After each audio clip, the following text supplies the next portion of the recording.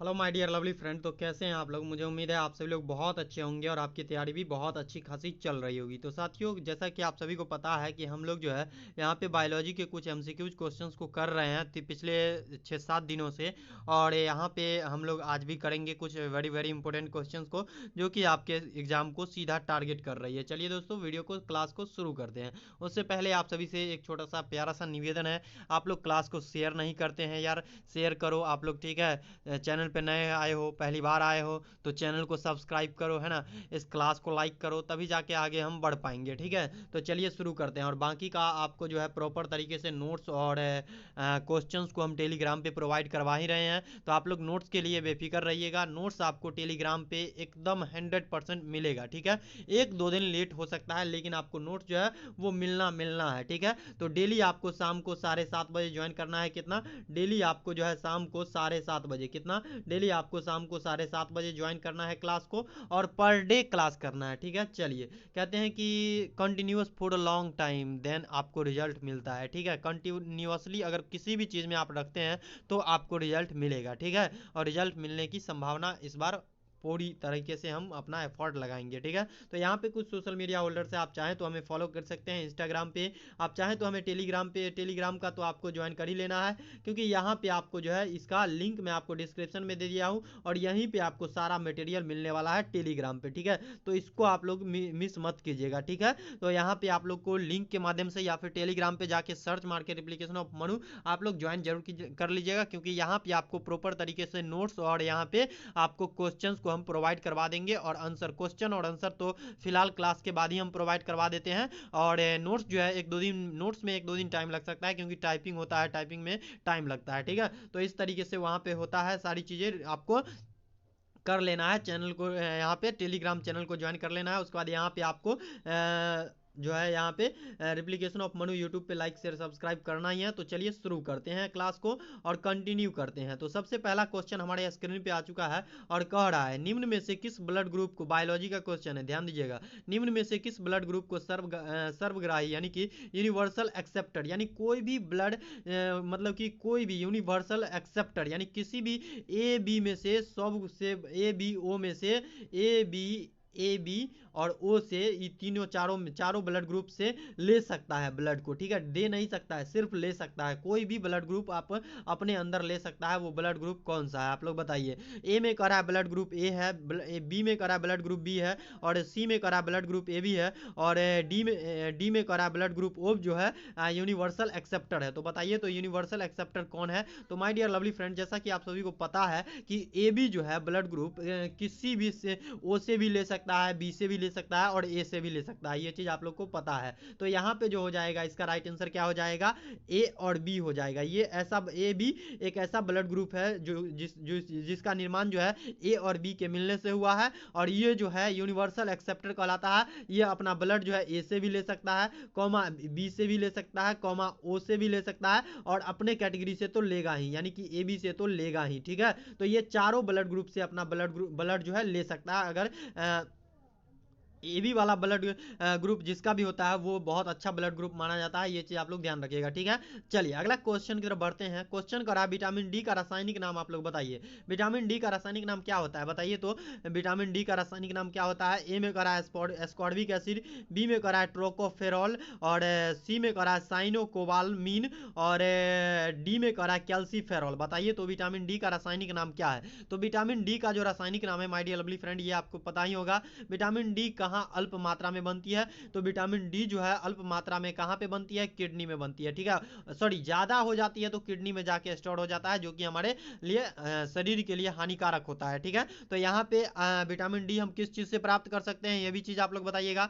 तो ultra violet light जो होती है, सूर्य का प्रकाश जो होता है, मॉर्निंग 10 बजे से पहले का जो प्रकाश होता है, वो प्रकाश में जो है क्या होता है? विटामिन डी पाया जाता है। और विटामिन डी का रासायनिक नाम आप लोग बताएंगे, ठीक है। तो विटामिन डी का जो रासायनिक नाम हो जाएगा my dear lovely friend, sorry, हाँ, तो यहाँ पे 1 नंबर का आंसर हो जाएगा यहाँ पे ए भी, ठीक है। चलिए यहाँ पे जो हो जाएगा, इसका राइट आंसर क्या हो जाएगा? विटामिन डी का रासायनिक नाम आप लोग बताइएगा। तो विटामिन डी का जो रासायनिक नाम है डियर लवली फ्रेंड, वो है कैल्सीफेरॉल। क्या है? कैल्सीफेरॉल, यानी कि डी नंबर ऑप्शन बिल्कुल राइट है। चलिए अगला क्वेश्चन की तरफ मूव करें हम लोग। चलिए यहाँ पे हो जाएगा विटामिन डी का रासायनिक नाम यानी कि केमिकल नेम जो है ये आपको क्या है, कैल्सीफिरॉल है, ठीक है, याद रखिएगा। चलिए अगला क्वेश्चन कर रहा है निम्न में से कौन सा युग्म सुमेलित नहीं है, बताइए कौन सा युग्म जो है सुमेलित नहीं है, यानी इधर इस साइड में जो है विटामिन का नाम दिया हुआ है और इधर जो है विटामिन का जो रासायनिक नाम होता है वो दिया हुआ है, ठीक है। तो कौन सा सुमेलित नहीं है यानी कि गलत वाला चुनना है, बताइएगा आप लोग। तो इसका जो राइट आंसर हो जाएगा क्या होगा बताइएगा। देखिए विटामिन ए को तो रेटिनॉल कहते ही हैं, ठीक है, कहते हैं भाई। विटामिन सी को भी एस्कॉर्बिक एसिड कहते हैं, सही बात है। विटामिन बी का जो रासायनिक नाम है ये क्या है पता है आप लोग को, थायमिन, बिल्कुल 100% सही है, थायमिन है विटामिन बी का। बच कौन रहा है विटामिन के।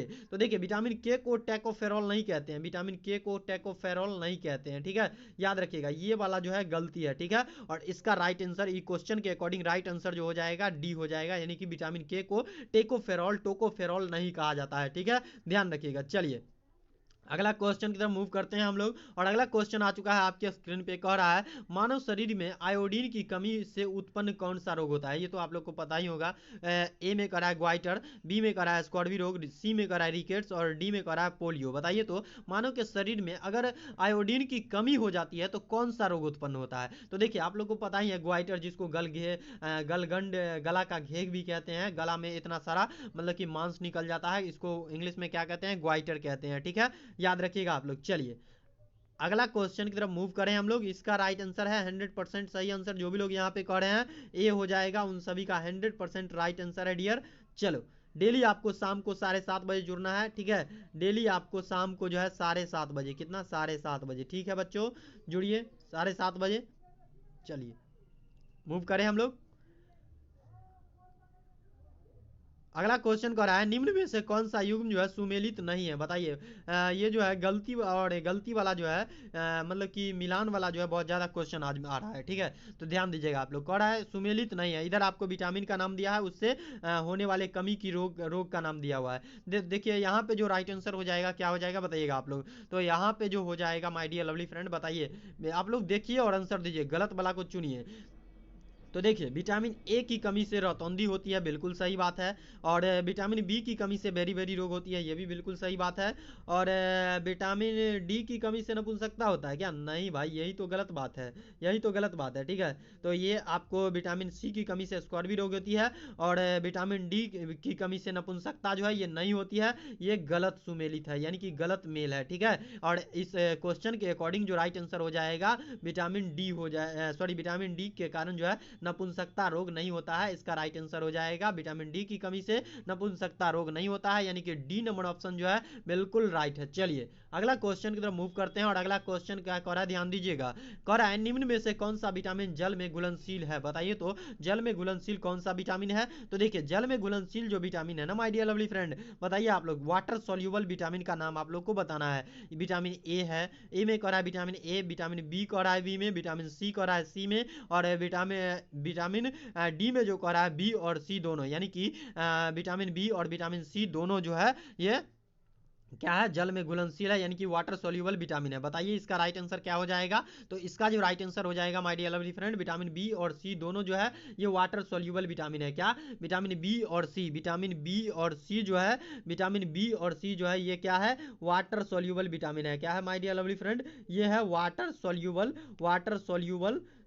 विटामिन है। क्या है, वाटर सोल्यूबल विटामिन है, यानी कि जल में घुलनशील विटामिन है, ठीक है, याद रखिएगा। चलिए ये क्वेश्चन जो है आपको 12th से आया है, कहाँ से आया है ये क्वेश्चन, 12th के बायोलॉजी से, कार्बोहाइड्रेट्स से, यहाँ से मतलब कि कार्बोहाइड्रेट्स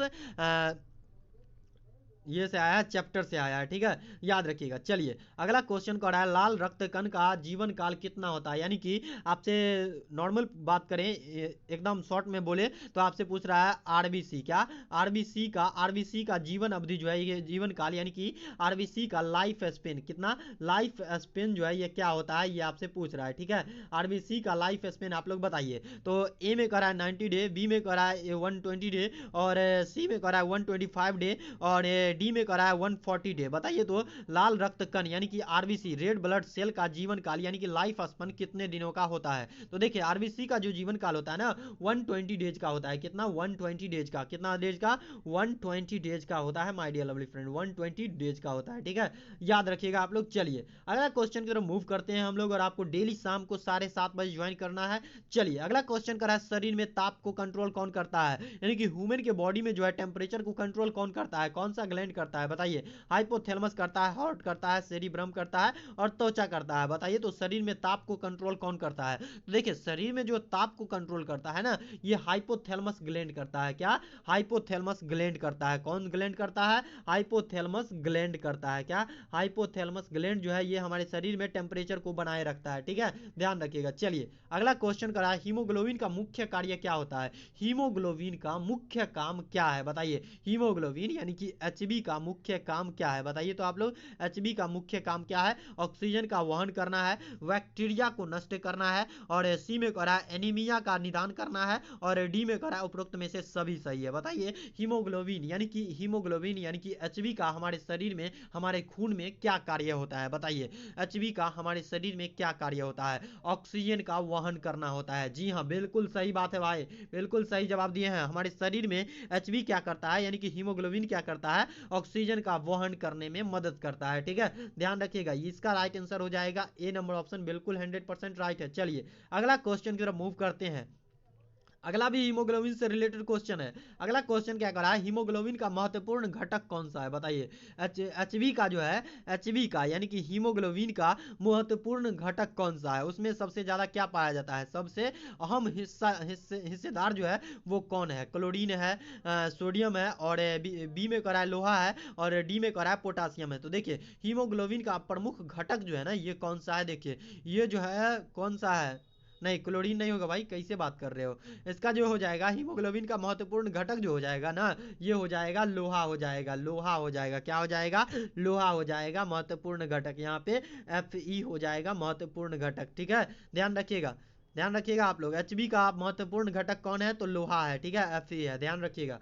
चलिए याद रखिएगा कि एक क्वेश्चन जो है, एक क्वेश्चन बराबर आपको 5 मार्क्स दिया जाएगा, और निगेटिव मार्किंग नहीं है। कोशिश कीजिएगा आप लोग 90 के 90 क्वेश्चंस को रंग के आना है। ठीक है, चलिए अगला क्वेश्चन की तरफ मूव करते हैं हम लोग। अगला क्वेश्चन कर रहा है किडनी का मुख्य काम क्या है? बताइए किडनी का जो है हमारे शरीर में मुख्य कार्य, अहम भूमिका क्या है हमारे शरीर में? बताइए। शरीर में, शरीर से अपशिष्ट पदार्थों का उत्सर्जन करना है, शरीर के तापमान को कंट्रोल करना है, और सी में करा ब्लड प्रेशर को कंट्रोल करना है, और डी में करा पाचन क्रिया यानी कि डाइजेस्टिव सिस्टम, डाइजेशन प्रोसेस में सहयोग करना है, यानी कि मदद करना है। बताइए तो किडनी का मुख्य काम क्या है? तो देखिए किडनी का जो मुख्य काम है दोस्तों, शरीर, हमारे ह्यूमन बॉडी से, यानी कि शरीर से, हमारे बॉडी से जो है अपशिष्ट पदार्थों का उत्सर्जन करना, यानी कि बाहर निकालना जो है सबसे अहम भूमिका, अहम काम होता है। सबसे पहला काम कौन होता है? किडनी का। और काम क्या है सबसे पहला और सबसे आखिरी काम है किडनी का? कि शरीर से अपशिष्ट पदार्थों का उत्सर्जन, यानी कि बाहर उसको रिलीज करवाना है। ठीक है, ध्यान रखिएगा आप लोग। इसका राइट आंसर हो जाएगा ए नंबर ऑप्शन। चलिए यहाँ पे हो जाएगा ए नंबर आंसर। चलिए अगला क्वेश्चन की तरफ मूव करते हैं, और अगला क्वेश्चन क्या कर रहे हैं ध्यान दीजिएगा। कह रहा है हड्डियों एवं दांतों के निर्माण में मुख्य घटक जो है कौन है? बताइए हड्डियों और दांतों के निर्माण में मुख्य घटक कौन सा है? यानी कि ऑल ओवर बात करें तो हड्डी और दांत जो है किस चीज से मिलकर बना है, किस चीज का होता है, किस चीज की, किस तत्व की प्रचुरता होती है उसमें? बताइए हड्डियों एवं दांतों के निर्माण में मुख्य घटक कौन सा है? बताइए हड्डी और दांत किस चीज से मिलकर बना होता है, ये आपसे पूछा जा रहा है। तो देखिए हड्डी और दांत जो मिलकर बना होता है ना, ये किस चीज से मिलकर बना होता है? तो देखिए माय डियर लवली फ्रेंड, ए में कह रहा है यहाँ पे कैल्शियम से मिलकर बना होता है, बी में कह रहा है फास्फोरस से, और सी में कह रहा है आयरन से, और डी नंबर आंसर कह रहा है ए और बी दोनों से मिलकर बना है। तो बताइए हड्डी और दांत जो है किस चीज से मिलकर बना हुआ है? तो हड्डी और दांत जो है ना, ये आपको फास्फोरस और आयरन से मिलकर बना हुआ है। किससे? फास्फोरस और आयरन से मिलकर बना हुआ है, यानी कि ए, सॉरी आयरन नहीं, कैल्शियम, कैल्शियम, और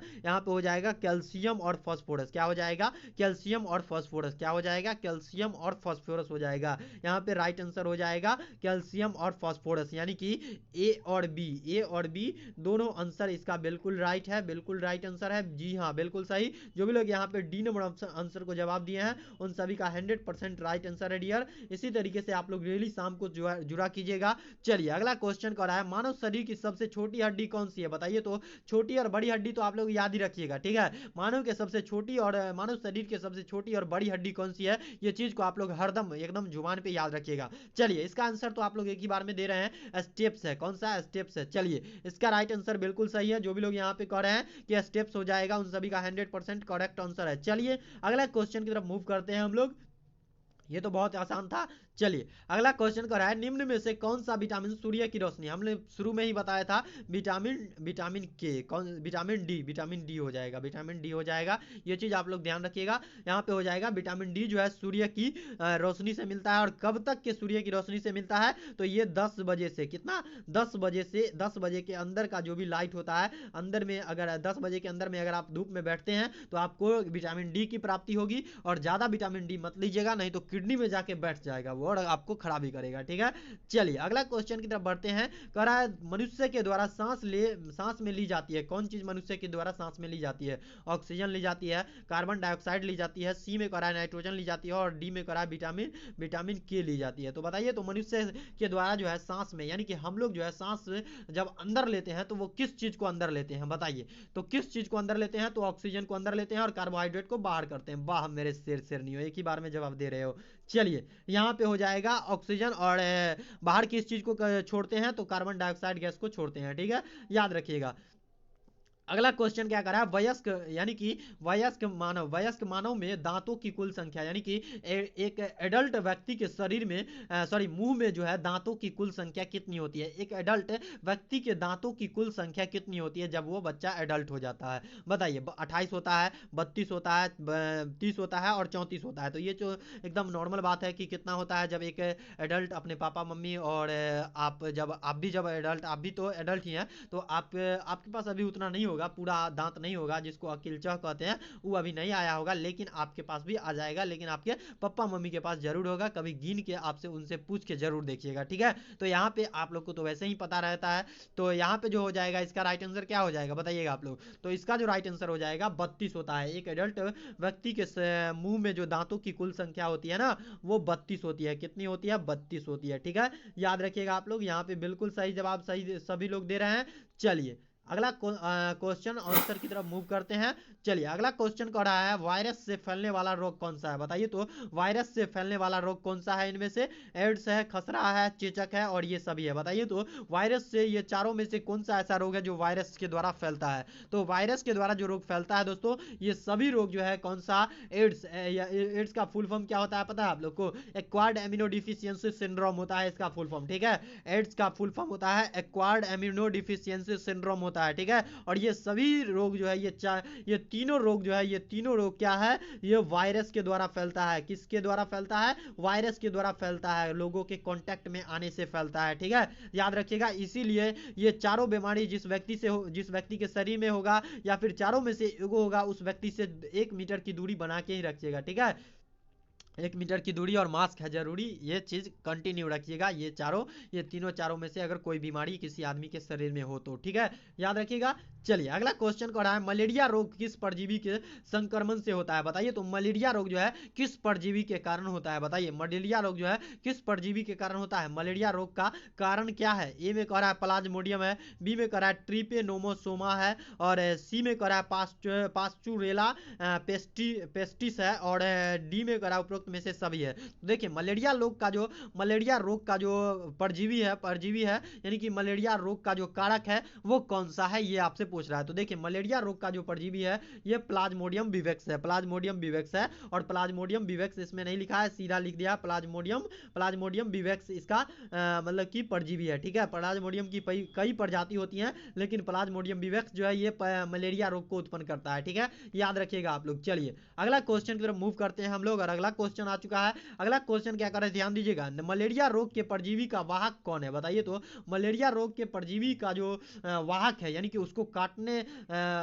वो वाहक यानी कि होस्ट जो है वो कौन चीज़ है। तो देखिए मलेरिया इसका जो है प्लाज्मोडियम विवेक्स का जो पावर है, डायरेक्ट पावर नहीं है कि वो मनुष्य के शरीर पे अटैक कर दे। ऐसा कोई भी बीमारी नहीं है जो कि डायरेक्ट मनुष्य के, सॉरी, ऐसा दो चार बीमारी है जो कि मनुष्य के शरीर पे डायरेक्ट अटैक करते हैं, लेकिन कुछ ऐसे बीमारी है जो मनुष्य के शरीर पे डायरेक्ट अटैक नहीं कर सकते, उसका पावर नहीं है, उसका औकात नहीं है वो बीमारी की कि वो बीमारी जो है डायरेक्ट मनुष्य के शरीर पे अटैक कर दे। इसीलिए वो बीमारी क्या करता है, किसी न किसी परजीवी का, किसी न किसी जानवर का सहारा लेता है। ठीक है, तो वो जो है प्लाज्मोडियम विवेक्स जो है, ये परजीवी जो है, ये प्लाज्मोडियम विवेक्स जो है मलेरिया रोग का वाहक है, मलेरिया रोग का कारण है, और ये इसका डायरेक्ट इतना औकात नहीं है कि मानव के शरीर में ये प्रवेश कर जाए। इसीलिए ये क्या करता है कि किसी मच्छर का सहारा लेता है। ठीक है, मच्छर का सहारा लेता है, लेकिन कौन सी मच्छर का सहारा लेता है ये आपसे यहाँ पे पूछ रहा है। देखिए मलेरिया रोग जो है ये प्लाज्मोडियम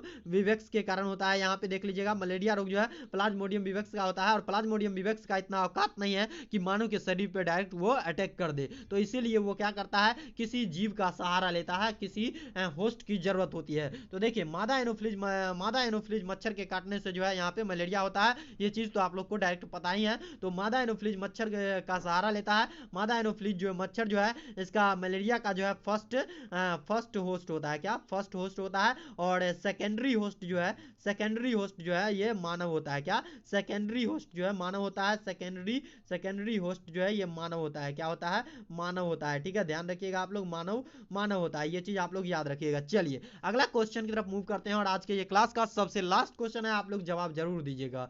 चलिए अगला क्वेश्चन कर रहा है, निम्न में से कौन सा रोग जो है प्रदूषित जल के सेवन करने से होता है। बताइए मलेरिया, निम्न में से ऐसा कौन सा बीमारी है जो कि प्रदूषित जल यानी कि दूषित जल के सेवन, यानी कि दूषित जल अगर हम लोग पी लेते हैं तो उसके सेवन करने से हमारे को वो बीमारी जो है हो जाएगा। बताइए वो कौन सा बीमारी है। ए में करा फ्लू है, बी में करा मलेरिया है, सी में करा तपेदिक है, और डी में करा हैजा वो बीमारी है। तो देखिए सबसे लास्ट क्वेश्चन है, और सबसे लास्ट क्वेश्चन का जवाब आप लोग को देना पड़ेगा। ठीक है, तो इसका राइट आंसर जो भी लोग यहाँ पे, वाह वाह क्या बात है मेरे शेर शेरनियों, सभी लोग जवाब दे रहे हैं। चलिए यहाँ पे जो भी लोग कह रहे हैं हैजा हो जाएगा, उन सभी का बिल्कुल 100% करेक्ट आंसर है। चलिए इसका राइट आंसर हो जाएगा हैजा जो है प्रदूषित जल के सेवन करने से फैलता था, और अब जो है लगभग ये बीमारी हमारे इंडिया में जो है खत्म हो चुका है, हैजा अब नहीं आता है। ठीक है, और लड़कियों का ये सबसे फेवरेट बीमारी है, तो लड़कियों से दूरी बना के रखिएगा, कहीं आपको भी ना धरा दे। ठीक है, तो मिलते हैं नेक्स्ट वीडियो में और नेक्स्ट क्लास में। मुझे उम्मीद है आज का ये क्लास वीडियो सेशन जो भी कहिए आप लोग वो बहुत पसंद आई होगी। अगर आपको ये क्लास वीडियो सेशन अगर पसंद आई है तो इस क्लास को एक प्यारा सा लाइक जरूर कीजिएगा, और इस क्लास को अपने फ्रेंड्स लोग के पास शेयर जरूर कीजिएगा, और चैनल पे नए होंगे, पहली बार आए होंगे तो इस चैनल को सब्सक्राइब अवश्य कीजिएगा, और बेल आइकन को हिट कीजिएगा, ताकि जैसे ही मैं लाइव आऊँ या फिर वीडियो डालूँ तो आपको सबसे पहला नोटिफिकेशन मिल जाए। Thank you for watching my dear lovely friend. कैसा लगा आपको क्लास, आप अपना फीडबैक जरूर दीजिएगा। Thank you for watching my dear lovely friend.